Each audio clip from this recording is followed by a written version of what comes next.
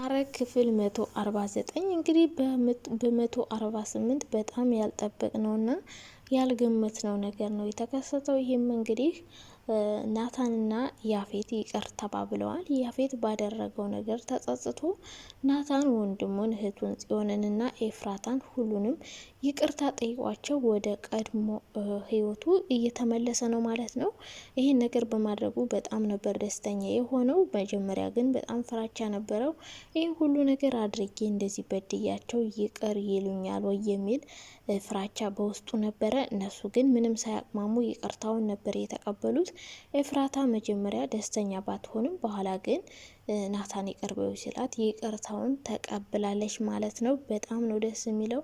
በጣም ያልገመት ነው እና ያልጠበቅነው ነገር ነው የሆነው። ጭራሽ ያፌት በዚህ ልክ ተቀይሮ ኤፍራታና ናታን ጋር ይበቀላቸዋል፣ ያሰቃያቸዋል እንጂ ጭራሽ እንደዛ አይነት ሰው ሆኖ ይመጣል ብለን በጭራሽ አልጠበቅንም። ግን የድራማው ዋናው ጭብጡ ይሄ መሆኑ በጣም ደስ ይላል። ምክንያቱም የሆነ ትምህርት መውሰድ አለብን። የሆነ ድራማ ስናይና ያፌት እንደዚህ መመለሱና መስተካከሉ በጣም ደስ ይለናል። በነካጃችሁ ሉሊትንም ብታስተካክሏት በጣም ጥሩ ነበረ። ሰላም ውድ ቻናል ቤተሰቦች እንዴት ናችሁ? ደህና ናችሁ? አለን እግዚአብሔር ይመስገን። እንግዲህ ሐረግ ድራማ እያለ 149 ደርሷል ማለት ነው። እንግዲህ ያፌት እና ናታን ወደ ሰላም ተመልሰዋል። ይቅርታ ተባብለዋል። ይቅርታ አድርጎለታል። አሁን ላይ ናታንና ያፌት በአንድ መስራት ሊጀምሩ ነው። ሌላው ግን ያፌት ይህን ይቅር ማለቱ እንደዚህ ደስታ ላይ ደስታ ሊጨመርላቸው ነው። ኤፍራታና ናታን እንግዲህ ልጃቸውን በህይወት እንዳለ ዳግም ያውቃል፣ ዳግም ሰምቷል። ሉሊት እንግዲህ እዛ ቤት ውስጥ ናት። ምን ለማድረግ እንደው እዛ ቤት የገባችው ምናልባት ይቅር ልትል ይሆናል፣ እሷም ይቅርታ ልትጠይቅ። ከዛ ውጭ ግን ሌላ ሴራ እያሴረችም ሊሆን ይችላል። ግን ሉሊትም ወደ ቀድሞ ቦታዋ መመለስ፣ ቢኒያምም ወደዛ ቤት መመለስ አለበት ብዬ አስባለሁ። ግን ቢኒያም ወደዛ ቤት ከተመለሰ ምናልባት አቤልና ቢኒያም ሌላ ጦርነት ይከፍታሉ ብዬ አስባለሁ። ይህ የሚሆነው አቤልና ቢኒያም ሁለቱም ጽዮንን ይወዷታል። ስለዚህ ጽዮን የማን ትሆናለች ብላችሁ ታስባላችሁ? የቢኒያም ወይስ የአቤል? አሁን ያፌትና ናታን ጽዮንን ማንም ምንም እንዲያደርጋት አይፈልጉም። ጽዮን አሁን ወደ ራሷ ተመልሳለች። ታማ ነበር፣ ድናለች። ነገር ግን ሉሊት አንድ ሚስጥር ዳግም ላይ ይዛበታለች። ይህም እንግዲህ ለጽዮን መርዝ እንደሰጣት ማለት ነው። ይህን ነገር ያፌት ከሰማ እንግዲህ ከባድ ነገር ሊያደርስበት ይችላል፣ ዳግምን ማለት ነው። ሌላኛው ሉሊት እዛ ቤት ውስጥ እንግዲህ ምን ለማድረግ እንደተቀመጠች የሚታወቅ ነገር የለም። ግን አንዴ እብድ አንዴ ሰው እየሆነች ነበረ።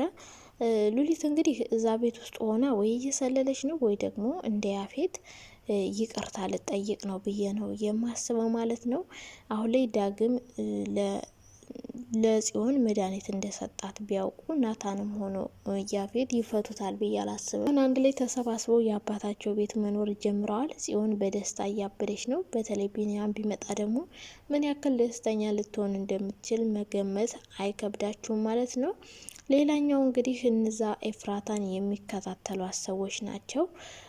ቃልና ወንድም እህቱ ማለት ነው። እነሱ እንግዲህ ወደፊት የነሱ የገቡበት ምክንያት ምንም የሚታወቅ ነገር የለም። እዛ ቤት ውስጥ ሆነው እንግዲህ እያንዳንዱ የሚያደርጉት ነገር ያው እሱን የወደደችው ልጅ በግድ የራሷ ለማድረግ የምታደርገውን ጥረት ያሳያል ምናምን። እንግዲህ እህቱንም አሳግታበት ነበር። ይህን ያደረገችው ደግሞ እሱን የግሏ ለማድረግ በእህቱ መንገድ መሄድ ነበረባት። ነገር ግን እሷ ያደረገችው ስራዋ ከሽፎባታል ማለት ነው። እሷ አውቃ እንደተመታችና እንደተደበደበች አስመስላ ሜካፕ ተሰርታ ፊቷን ሄዳ ነበረ። ነገር ግን እሷን ልጅቷን ያገቷት ሰዎች የልጅቱን ሚስጥር አውጥተውባታል ማለት ነው። እሱን አገኛለሁ ብላ የበለጠ አተዋለች ማለት ነው። ተሸውዳለች። እንግዲህ ሐረግ በጣም የሚያጓጓና ሴንሲቲቭ የሆነ ነገር ላይ ነው ያለው። በመጨረሻም እንግዲህ እነ ኤፍራታ እና ያፌት ሁሉም ተሰባስበው ወደ ነገንዬ ቤት ሊሄዱ ስለነበረ ሉሊት ልብስ መቀየር ስለነበረባት ልብስ እንድትቀይር ገነት ትጠይቃታለች። ሉሊትም መጀመሪያ ፈቃደኛ ባትሆንም በኋላ ግን ፈቃደኛ ሆና ልብሷን መቀየር ትጀምራለች። ነገር ግን ልብሷን ቀይራ ስትወርድ ታች ጽዮንን ነበር ያገኘቻት። ጽዮን ደግሞ ሉሊትን ስታያት በጣም ነበር የተናደደችው። በጣም ነበር አውሬ የሆነችው። እንድትወጣላት እየጠየቀቻት ነበር። ነገር ግን ለመውጣት ፈቃደኛ አልነበረችም። ሌላኛው እንግዲህ ኤፍራታ ናት። ኤፍራታ እንግዲህ ሉሊት እዛ ቤት እንዳለች ደርሳለች ማለት ነው። ወደዛ ቤት መምጣቷ ለኤፍራታም ሌላ ንዴት ነው። አሁን ላይ ሉሊት ላይ ሁሉም እያፈጠጡ ነው። ናታን ደግሞ ሲመጣ ሌላ ንዴት ሊፈጠርበት ይችላል ማለት ነው።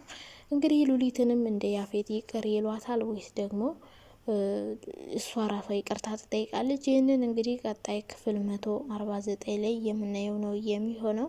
ኤፍራታ የእውነት ሉሊትን ይቅር ትላታለች? ያፌትን ይቅር ያለች መቼም ሉሊትን ይቅር ማለት ያቅታታል ብዬ አላስብም። እንግዲህ ክፍል 149 ላይ የምናየው ነው የሚሆነው ማለት ነው።